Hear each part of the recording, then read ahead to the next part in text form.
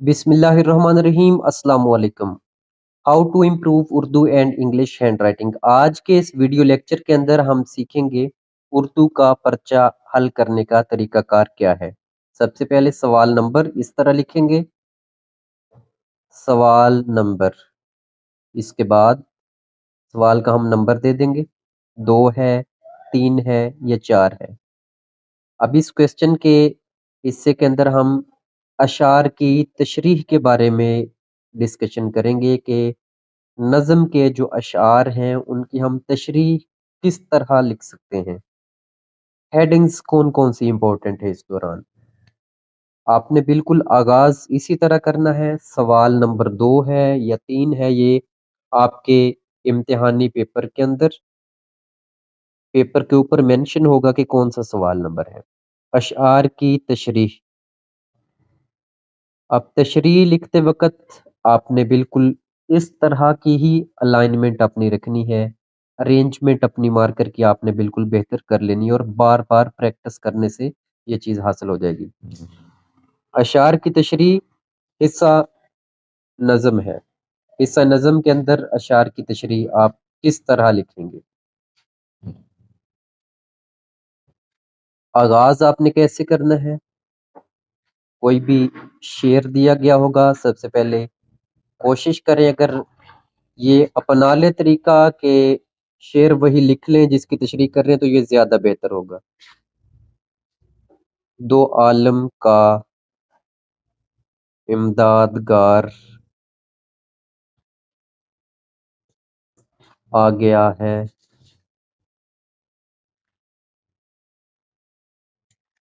अब एक ही लाइन के अंदर इसको हम कंप्लीट कर रहे हैं, लेकिन पेपर के अंदर आप 2 लाइनों पर लिखेंगे।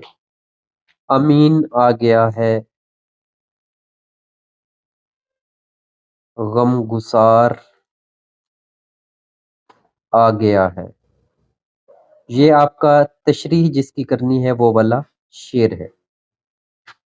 अब लिखना मेथड क्या है। सबसे पहले आप देंगे जी नज़म का उन्वान कि किस नज़म से ये वाला शेर जो है लिया गया है। नज़म का उन्वान देंगे,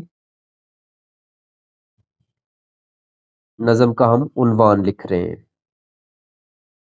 यहाँ पर जो भी उन्वान होगा वो लिखेंगे। फिर उसके बाद जी नज़म को लिखने वाला कोई ना कोई शायर होगा, तो शायर का नाम।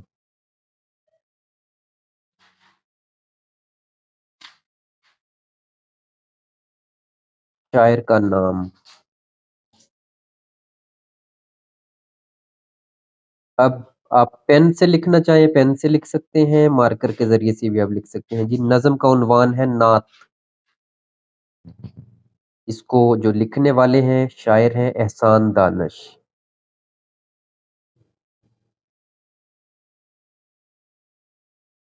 फिर आगे जो शेर आपने ऊपर लिखा है उसका मफहूम लिखेंगे आप तशरीह के दौरान। ये मैट्रिक एफएससी के लिए सेम कानून है, आप बिल्कुल इसी तरह की इसकी तशरीह करेंगे। आपका जो मफहूम है वो मुख्तसर भी होना चाहिए और जामे भी हो, और कोशिश करें कि एक ही लाइन के अंदर अगर मफहूम आप लिख ले तो वो ज्यादा सूटेबल है। अगर ज्यादा बढ़ जाए तो 1.5 लाइन कर सकते हैं, वगरना एक ही लाइन के अंदर आप इसका मफहूम लिखें, वो ज्यादा सूटेबल होगा और ज्यादा अट्रैक्टिव होगा। उसके इम्प्रेशन यही होगा कि एग्जामिनर यही कहेगा कि जो पेपर हल करने वाला स्टूडेंट है इसने 2 लाइनों वाली बात है, जो शेर वाली बात है, उसको एक ही में मफहूम बता दिया। अब तशरीह भी इसकी बेस्ट करेगा। अगले लाइन पे आपने तशरीह करनी है जी। तशरीह जेर नजर जी, जो भी शेर आप ऊपर देख रहे हैं जी, शेर में शायर कहता है। बिल्कुल इसी तरह की तरतीब आपने पेन के जरिए से लिखना है, फिर आपने लिखते जाना है। कोशिश करें कि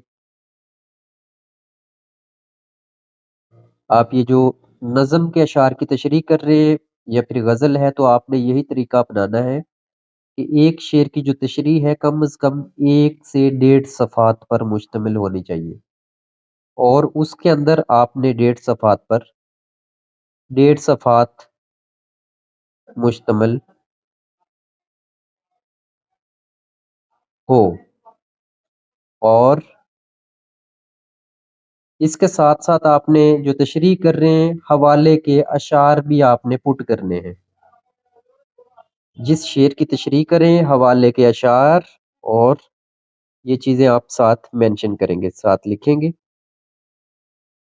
ताकि आपकी जो तशरीह तलब शेर है, उसकी जो क्लैरिटी है, वो मज़ीद वाज़ेह हो जाए। उसके अंदर किसी भी तरह की कोई भी एम्बिग्यूइटी ना हो, कोई भी उसके अंदर मुबहम बात ना हो। इस तरीका को अपनाएँ, इंशाअल्लाह आपके पेपर की अटेम्प्टेशन मज़ीद बेहतर हो जाएगी। अल्लाह हाफ़िज़।